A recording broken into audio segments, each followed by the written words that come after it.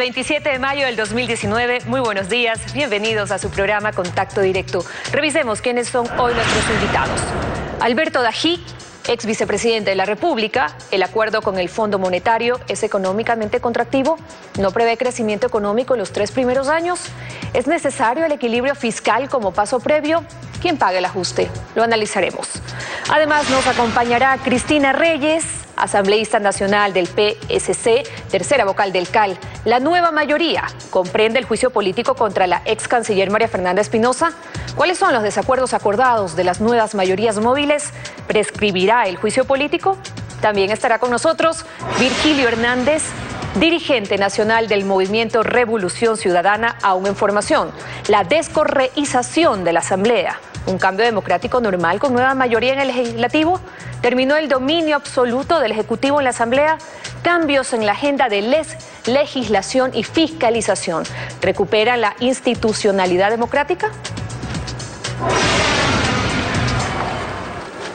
La presentación del informe de labores del presidente de la República en la Asamblea Nacional proyectó una imagen de estabilidad política. Vamos a saludar con Alfredo Pinargote desde Guayaquil. Alfredo, buenos días. Buenos días, Denise. Un gusto compartir contigo por pantalla estos días. Buenos días a todos. La coreografía del poder mostró un presidente consolidado. La nueva mayoría parlamentaria con Creo en lugar del PSC le da el último toque de legitimación electoral a Lenín Moreno, pues el PSC prácticamente lo acompañó desde las elecciones con su postura que dividió a la oposición. Y ahora que entra a la segunda mitad del mandato a poner la economía en orden con el FMI, tampoco pasa a una oposición beligerante, sino que sigue cumpliendo su principio rector en las mayorías móviles: a apoyar lo que considera bueno o lo que le conviene. Los hechos son los que hablan. Esta realidad visible muestra una economía con su crecimiento contraído en los próximos 2 años, pero con la casa poniéndose en orden para recibir al próximo ocupante de Carondelet, que potencialmente puede ser de Creo o el PSC, y estos apostando a apoyar en la Asamblea en el modo mayorías móviles a un ejecutivo que les ahorrará tomar medidas de entrada antipopulares en su potencial gobierno. Es una apuesta que puede traer sorpresas en el estrecho cauce que dejó 10 años de una dictadura que practicó el latrocinio y descuajó a las instituciones democráticas. Esta convergencia pone el empleo delante de recuperar lo robado. Veamos, hasta ahora no hay ni empleo ni recuperación de lo robado. La actualidad, los protagonistas, el análisis y la información en Contacto Directo.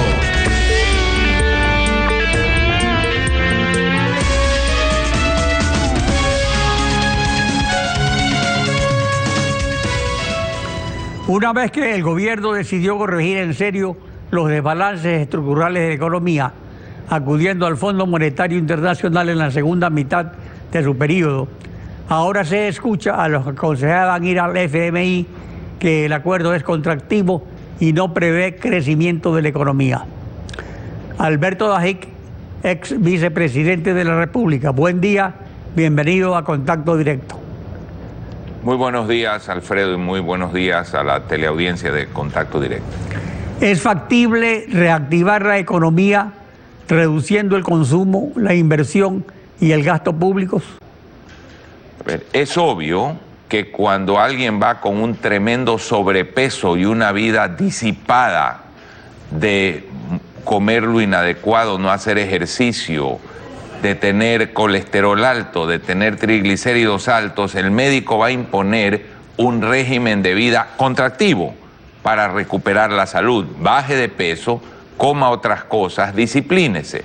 Ahora bien, eso debe llevar a posteriormente tener una mejor calidad de vida. En el Ecuador es obvio que tiene que haber, que tenía hace 4 años, y Alfredo, a usted le consta que en esta silla, desde el año 2015, Dije que el Ecuador tenía ya en el año 2015 que ir a los organismos internacionales. Es lógico que vamos a tener una contracción. Ahora, ¿por qué el programa prevé muchos años de poco crecimiento? Porque a mi manera de ver no se va a fondo en una serie de distorsiones que todavía se tienen que corregir. Una de ellas la flexibilidad laboral, una de ellas la verdadera simplificación y apertura del comercio exterior, otra la eliminación del 5% de impuesto a la salida de capitales, la verdadera reforma del mercado de capitales que no está contemplada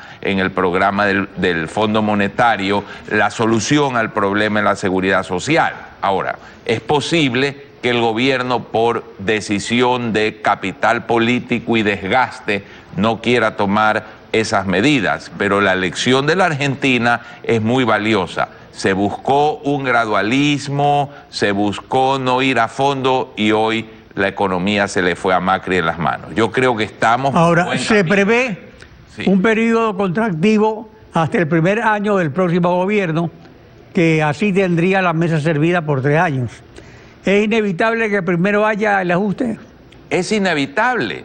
¿Cómo podemos creer que un desbarajuste de 10 años de verdadero despilfarro, de pésimas inversiones que ahí están, que no funcionan, que tienen sobreprecio, que han sido hechas con créditos caros de la China, que han sido hechos con contratos de deuda reservados y contratos petroleros reservados que comprometen nuestra riqueza petrolera, nos hacen pagar altas tasas para proyectos que no funcionan, denunciados en este mismo canal, por ejemplo en el programa 360? ¿Cómo podemos creer que el lastre de esas malas inversiones va a significar mejor nivel de vida para los ecuatorianos? Tenemos que pagar deudas para proyectos que no funcionan y para una inversión exagerada y mala, y mucha de ella deshonesta. Entonces, claro que va a haber contracción por esa herencia perversa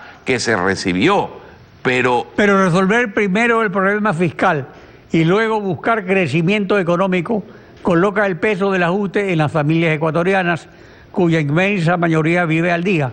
¿Es inevitable? ¿Es justo? ¿Es el precio de la orgía del correísmo? Es el precio de la orgía del correísmo, porque creer, Alfredo, repito, que se puede salir de un desbarajuste y de un despilfarro gastando más y creciendo es lo mismo que una persona con 100 libras de sobrepeso pueda salir comiendo más y disfrutando la farra y la fiesta. No se puede. Está pagando la consecuencia de cómo vivió inadecuadamente en el pasado.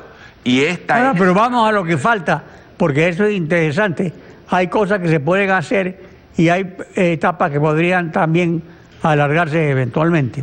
El acuerdo con el FMI no contempla la recuperación de lo robado ni la renegociación de la deuda china. ¿Es eso correcto? A ver, el acuerdo con el FMI contempla poner a la economía en orden. El FMI no puede, ni está en su agenda, que un país negocie con otro. Yo me temo que con la China no se ha hecho lo que se debería hacer, que es realmente denunciarla ante el mundo por la aplanadora que ha sido con el Ecuador y renegociar completamente los términos, no de la deuda, de la relación entre los dos países, porque siempre es por ahí un prestamista de última instancia. Si me va mal con el fondo por cualquier cosa, ahí tengo a la China. Y yo supongo que ese es el cálculo político que hace el gobierno. A mí personalmente no me gusta. Yo hubiese querido, como usted y muchos ecuatorianos, que con la China se redefina una nueva relación ante lo que esa relación fue durante 10 años, un abuso con el Ecuador. Una normativa laboral atractiva para invertir es suficiente para que 5 millones de subempleados y desempleados obtengan trabajo adecuado. No es suficiente, pero es absolutamente necesaria, porque no se puede seguir pensando que la legislación o las conquistas laborales favorecen a todos los ecuatorianos. Las conquistas laborales, muchas de ellas distorsivas, muchas de ellas negativas para el empleo, como por ejemplo el 15% de participación de las utilidades, que hace que un inversionista extranjero diga, ¿por qué voy a poner mi plata en ese país? Esa jubilación patronal carísima que hace que las empresas tengan un costo adicional muy alto, ese ir incrementando las vacaciones de acuerdo al tiempo de trabajo. Todas estas cosas que son la falta de flexibilidad laboral, el costo de despedir a una persona cuando las condiciones económicas exigen para salvar a la empresa, bajar el número de empleo, todas estas cosas que son supuestas con... Pero la propuesta también de tener un periodo de prueba de 3 años tampoco parece muy seria, ¿no? Bueno, habrá que discutir el periodo, Alfredo, pero lo cierto es que todas esas condiciones laborales son parte importante de ese ejército de ecuatorianos que está vendiendo una botella de agua en un semáforo, que está con un charolito vendiendo caumal y 3 o 4 chicles y más de esas cosas. Es parte de esa gente que no puede emplearse. Y es esa la gente por la cual tenemos que hablar hoy, la que no tiene un empleo, la que vive con 60, 80 o 100 dólares al mes, que son los realmente pobres. Y hay que dar las condiciones de flexibilidad, las condiciones laborales para que haya una nueva realidad de empleadores y empleos. Ahora, la recuperación de las mal llamadas reservas internacionales que son de la banca privada, del IES, de los gobiernos autónomos, de las empresas públicas, es imprescindible, dado que el Banco Central dispuso de ellas arbitrariamente. Alfredo... Pero la meta de recuperación de 5.000 millones este año, ¿solo es posible con más impuestos o más deuda? Alfredo, la meta de este año es que el gobierno tiene que depositar, si mal no recuerdo la cifra, 2.719 millones en el Banco Central. Es decir, respecto al dinero que el gobierno tenía en el Banco Central el año pasado, a diciembre de este año tiene que poner 2.719 millones más. ¿Y de dónde los va a sacar? Más ingresos, menos egresos y la deuda que se está contrayendo con el exterior, incluidos los organismos internacionales. El programa completo sí contempla la devolución de los 8.000 millones de dólares con los cuales saquearon al Banco Central en el gobierno de la FARC, con A minúscula, Familia Revolución Ciudadana, que representa el mayor atraco al Banco Central en la historia y que hace ver el feriado bancario como un juego de niños. Alberto Dají, gracias por acompañarnos en Contacto Directo. En Denise. Tras la pausa, Cristina Reyes nos acompaña, asambleísta del PSC, tercera vocal del CAL. El juicio político al ex canciller María Fernanda Espinosa. ¿Se posterga? Ya regresamos.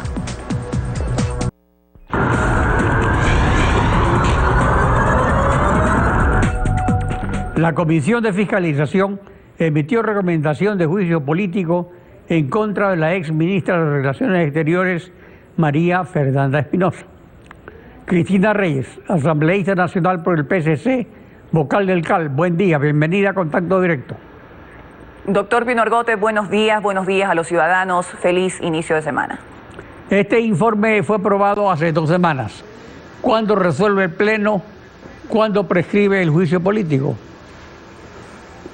De la verborrea de Correa pasamos al rey del cuento, Lenín Moreno, y todos sus acólitos. ¿En qué país mágico piensa que vivimos el presidente, donde persiste la muerte a nuestras mujeres, la inseguridad, el no pago a nuestros jubilados y el bloqueo sistemático a los procesos de fiscalización? Mire, doctor, hace casi un año presentamos este juicio político que ya parece un deporte extremo, y el 14 de mayo de este año hay un informe favorable para recomendación al Pleno para el enjuiciamiento político de María Fernanda Espinosa. Hasta la fecha han pasado ya casi 14 días. El flamante presidente Litardo, que prometió institucionalidad y respeto a la norma, ha entregado los informes a los asambleístas para su análisis y que ponga día, fecha y hora para el enjuiciamiento político a esta mala funcionaria. El PSC no formó parte de la mayoría móvil que eligió presidente de la Asamblea a César Litardo. pero sí de las que eligieron vicepresidentes y vocales del CAL, y el PSC, con el correísmo, eligió presidente de la Comisión de los Derechos de los Trabajadores, a Vicente Tayano, del PSC, aunque la mayoría en el CAL lo ha desconocido. ¿Esto puede servir de pretexto para que no haya juicio político? El juicio de la historia y el rechazo ciudadano sabrán señalar a todos los asambleístas que no censuren a una canciller, a una ex canciller que utilizó la política exterior de un país para agendas ideológicas y para agendas personales. Hemos probado hasta la saciedad que esta ex canciller no solamente participó del otorgamiento irregular de la nacionalidad a Julian Assange en un acto que ha sido declarado lesivo por el actual canciller. Hemos demostrado su indolencia frente al secuestro de los 3 periodistas de Diario El Comercio y toda la crisis que sufrió el país en la frontera norte. Y hemos demostrado hasta la saciedad que por su afinidad con estos genocidas y dictadores como Ortega, Maduro y otros de la región, de ninguna manera defendió a los ecuatorianos radicados en Venezuela, que también sufren esa crisis humanitaria y política que hoy viven nuestros hermanos venezolanos. Si los legisladores mezclan las cosas y piensan en los repartos y piensan en sus posiciones políticas y no piensan en el país, serán seriamente señalados por los ciudadanos que están hartos de los bloqueos a la fiscalización. El sistema de las mayorías móviles permite acordar desacuerdos. Por eso no eran necesarios los votos del PSC para elegir a César Lizardo. En los acuerdos está incluida su vocalía en el CAL y la presidencia de la Comisión Laboral, y también el juicio político, que sería el primero en el Pleno para un ex ministro del Ejecutivo. Doctor Pino Argote, nosotros no hemos participado ni de acuerdos, ni de repartos, ni de la coreografía en la que usted hablaba en su editorial. Un cargo en el CAL nos corresponde, acorde a la Ley Orgánica de la Función Legislativa, porque somos no solo la primera fuerza política del país, sino somos una fuerza importante dentro del Parlamento Nacional. Y usted ha visto que las actuaciones desde el Consejo de la Administración Legislativa han sido sin casarse con nadie, han sido apegadas a la ley. Y jamás he bloqueado ningún proceso de fiscalización.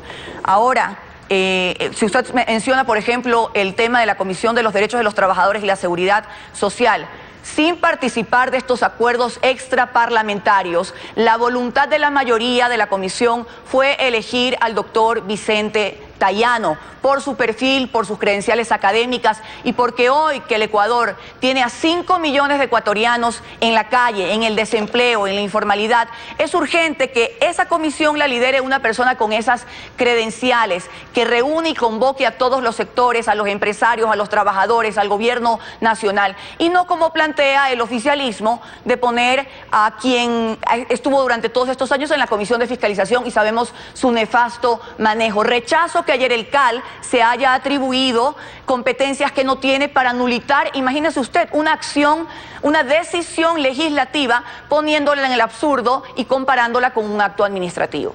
¿Y cuáles son los temas que en esa comisión preocupan al gobierno y al PSC, por ejemplo? No se trata ni del gobierno ni del PSC, se trata de los ecuatorianos. Yo lo decía en el informe a la Nación, el presidente Moreno, en una especie de lirismo y de mundo mágico, hablaba de cifras que no corresponden a la realidad.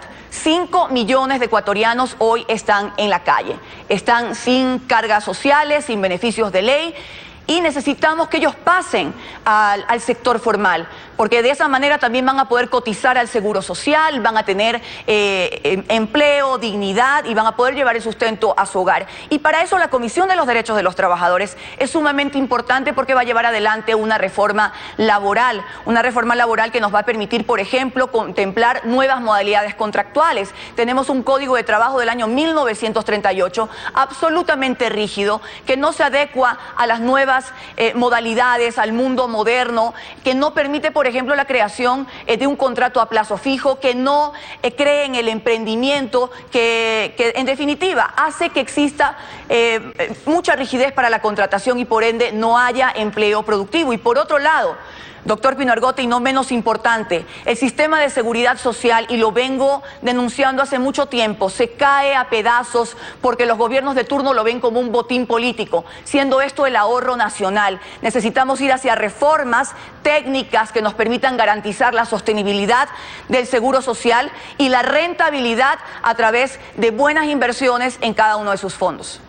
La Comisión Anticorrupción, con expertos de Naciones Unidas que solo duran 90 días en el cargo, que solo asesoran y no pueden investigar, cuyos miembros se llaman consejeros presidenciales, ¿llenan las expectativas ciudadanas?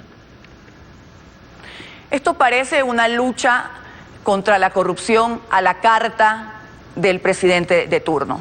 Mire usted, hace poco denuncias serias en el Ministerio de Salud, y cuál fue la respuesta del gobierno, aunque después recula porque dan un paso y después se echan para atrás, fue denunciar a los denunciantes en vez de investigar.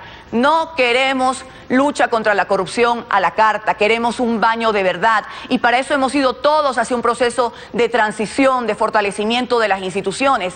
Pero si continuamos con una asamblea que bloquea los juicios políticos, si continuamos con un presidente que no entiende de que necesitamos ir, por ejemplo, hacia lo que se ha solicitado, que vengan las Naciones Unidas, como pasó en un proceso en Guatemala, en donde usted sabe el expresidente Otto Pérez Molina y su ex vicepresidenta por temas de corrupción están hoy incluso en la cárcel. No queremos más lucha contra la corrupción a la carta, y lo debe entender el presidente de la República, caiga quien caiga, ya sea el gobierno anterior, aunque él ha dicho que quiere virar la página. No, señores, no podemos virar la página cuando hay todavía miles, decenas de miles de recursos públicos que se perdieron a lo largo de estos años, y donde todavía hay muchísimas irregularidades y poca transparencia en el gobierno actual.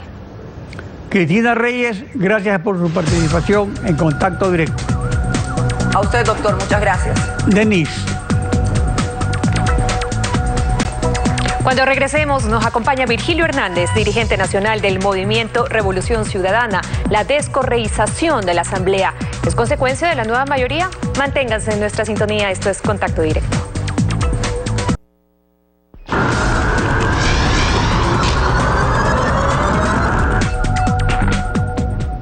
Alianza País y aliados perdió la mayoría calificada de 2/3 que alcanzó en la Asamblea el periodo 2013-2017, y luego se dividió en correísmo y morenismo. Virgilio Hernández, secretario ejecutivo del Movimiento de Información Revolución Ciudadana. Buen día, bienvenido en Contacto Directo. Muy buenos días, siempre un gusto. Hay una nueva mayoría en la Asamblea que no incluye al correísmo. Es propio del juego democrático que el correísmo pierda todas las posiciones que logró al comienzo de la legislatura 2017-2021. Lo que en este momento se está observando en la Asamblea, el llamado pacto de gobernabilidad, es absolutamente contrario a la lógica democrática. El bloque de la Revolución Ciudadana es la segunda fuerza política, y esa segunda fuerza política ha sido excluida del Consejo Administrativo de la legislatura, y también a algunos de nuestros dirigentes se les ha retirado de las comisiones en las que ellos habían decidido participar. Este pacto de gobernabilidad tiene otros objetivos, eso hay que decirlo muy claro. ¿Cuáles son esos objetivos del llamado pacto de gobernabilidad? Primero, que no se investigue el escándalo de INA Papers. Seguramente el escándalo de INA Papers es uno de los más fuertes que se han establecido en los últimos años de la vida republicana, y sin embargo no se investiga. La Comisión de Fiscalización el 18 de abril emitió un informe, y sin embargo no se ha hecho absolutamente nada. ¿A qué se teme? ¿Por qué no se investiga INA Papers? Sin duda, ese es el primer punto de este llamado pacto de gobernabilidad. ¿Cuál es el segundo? Y lo reiteró, lo dejó ver, porque realmente en el informe a la Nación el presidente no distingue entre lo que ha hecho, entre lo que quiere hacer, entre lo que son sus propósitos y lo que efectivamente se ha hecho. Pero el segundo punto puede verse que tiene que ver básicamente con la aplicación de lo que son los acuerdos con el Fondo Monetario Internacional. ¿Qué implica eso?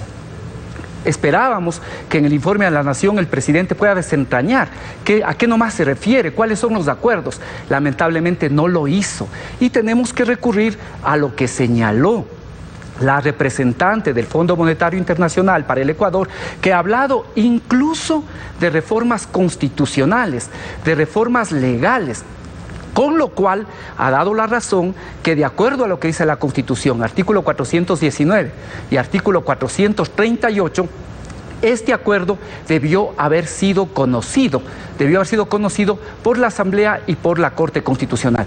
Por lo tanto, aquí, en este pacto de gobernabilidad, se viene a aplicar lo que tiene que ver con los acuerdos con el fondo. ¿Qué hay ahí? Flexibilización laboral, se habla de que tiene que aumentarse en 1.5% del PIB la recaudación tributaria. Ahora, sin embargo, se mantiene una mayoría móvil, otros impuestos. Pero sin embargo se ha mantenido una mayoría móvil específica, ocasionalmente, entre correísmo y morenismo, para bloquear iniciativas de control político contra el Ejecutivo. ¿Seguirán convergiendo o el caso INA Paper los ha separado ya? No, mire, nosotros hemos señalado con claridad y así lo han venido haciendo nuestros legisladores. Vamos a actuar con consecuencia, como ha sido siempre la norma de conducta de la bancada. Con consecuencia, aquello que beneficia al Ecuador, aquello que beneficia a las grandes mayorías y por lo tanto tiene que ser absolutamente vigilado por la Asamblea, seguirá siendo materia de actuación de manera coherente por parte de los legisladores. Y el caso de INA Papers es un escándalo que todo el mundo busca echarle tierra. Hay un informe de la Comisión de Fiscalización y sin embargo no se ha avanzado absolutamente nada. Esto tiene que investigarse y es por eso le señalo, hay 4 o 5 elementos muy claros respecto a este pacto. Pero tiene que avanzar, digamos, en la Fiscalía. O sea, la Comisión de Fiscalización dictaminó que se investigue en Fiscalía y Contraloría. Es ahí donde tiene que avanzar, pues. Sí, es que es parte del pacto, pero también en la Asamblea, porque esto puede llegar a ver que mientras se ejercía la función, sea de vicepresidente o de presidente, había intereses propios. Por lo tanto, puede desencadenar otros mecanismos que están presentes en la propia Constitución de la República. Por lo tanto, tiene que investigarse, tiene que seguirse este proceso de investigación. Por eso le señalo, es muy claro el pacto. El pacto es no investigar INA Papers, el pacto es aplicar las recomendaciones del Fondo Monetario, que implicará profundizar la crisis económica y social que ellos mismos generaron. El pacto implica también que la banca y los grandes grupos económicos sigan creciendo. El gobierno se va por el acuerdo con el fondo, por el gobierno calcula, y así calculan sus aliados de ahora, de que ese pacto sí iba a funcionar para recuperar la economía. Eso es realmente ya está muy claro. Ya está muy claro que en todos los países del mundo, no hay un país del mundo en que los acuerdos con el Fondo Monetario Internacional hayan llevado a la solución de los problemas. No hay un solo país en el mundo. Y aquí, obviamente, pero no hay un solo país en el mundo que haya cumplido los acuerdos con el fondo. Casi todos no cumplen. Y la historia con el Ecuador ha sido absolutamente nefasta. Cuando se aplicaban aquí las cartas de intención con el Fondo Monetario Internacional, llevaban a una profundización de los problemas. Y así pasará ahora también. ¿Qué es lo que viene ahora? ¿Qué es lo que viene? ¿Viene nueva subida del IVA?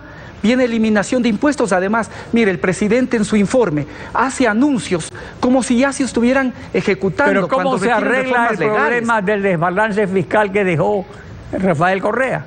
¿Cómo se arreglan todos los problemas en las reservas internacionales y en todo lo que ocurrió con las obras públicas contratadas por Correa? Mire, este gráfico creo que es bastante evidente respecto de lo que pasaba en la economía y ya es bueno que con los propios datos que puede tener, son datos del Banco Central trabajados en la comisión que presidía Pavel Muñoz, se ve claramente. Aquí uno puede ver cuál es la variación trimestral del Producto Interno Bruto. Se puede ver cómo en un momento hay una caída en los años más difíciles de la economía, años en los que cayeron los precios de nuestros productos, una reapreciación del dólar, baja de los precios del petróleo, encima el terremoto. Sin embargo, como nos enseña este gráfico, la economía empezaba a crecer. Cuando empezó el gobierno de Lenín Moreno, esta economía estaba en proceso de recuperación. Crecía a cerca del 3%, como lo señala el propio Fondo Monetario Internacional. Pero en base al endeudamiento, ahora ese es el problema. El endeudamiento sobrepasó el mismo límite que estableció Rafael Correa. Este es otro elemento importante, porque unas son las cifras que dice el presidente a la opinión pública, otras son las cifras que señala al Fondo Monetario y otras son las que presenta a la Asamblea Nacional cuando se trata de que se apruebe el presupuesto general del Estado. En días pasados el presidente dijo que son 70.000 millones, que eran 70.000 millones de deuda. Eso señaló el presidente de la República. Luego, en los acuerdos con el Fondo Monetario Internacional, el presidente de la República dice que la deuda agregada llega al 45%. Y esos mismos reportes señalan con claridad, que cuando asumió el gobierno, la deuda externa del Ecuador era menos del 30%. Y si se suma, como ha querido sumar también, con la deuda agregada, entonces esta llegaba a cerca del 40%. De tal manera que estas son parte de las mentiras que se repiten, Contraloría hizo auditoría a la deuda, que también daban esas cifras. Es que esto es otra de los elementos importantísimos que deben ser analizados. Déjeme ver si logro encontrar un documento que puede demostrarle que precisamente el Ecuador, en los momentos en los que, pero más bien explico, ¿qué es lo que ahora nosotros podemos ver? Que en los momentos en los que en el Ecuador tiene precio de petróleo alto, este es el único país que también sube el riesgo país. ¿Por qué? Precisamente por esa intervención absolutamente política de la Contraloría General del Estado.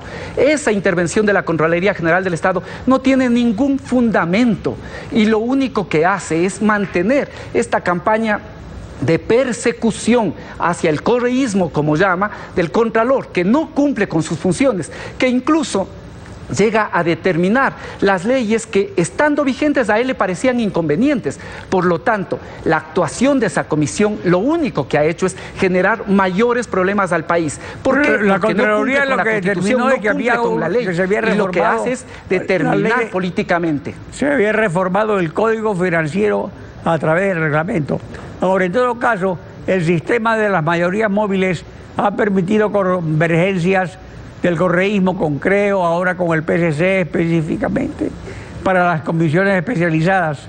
No es eso democrático y mucho mejor que el control monopólico que tenía Correa de la Asamblea. Mire, es curioso cómo realizan el análisis respecto de lo que tiene que ver con la democracia. Como le vuelvo a señalar, el bloque de la Revolución Ciudadana es la segunda fuerza política,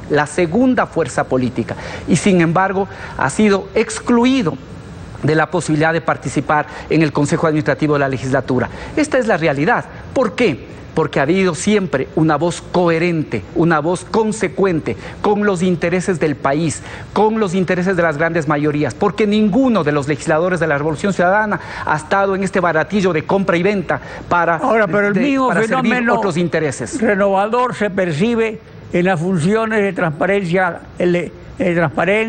en la función electoral, en la función judicial. Es solo descorreización o reinstitucionalización democrática. Cuando se habla aquí de reinstitucionalización, lo que hemos visto durante estos 2 años es la violación permanente y sistemática de la Constitución de la República. Una violación permanente y sistemática. Pero antes se decía lo mismo. Ahora lo que existe...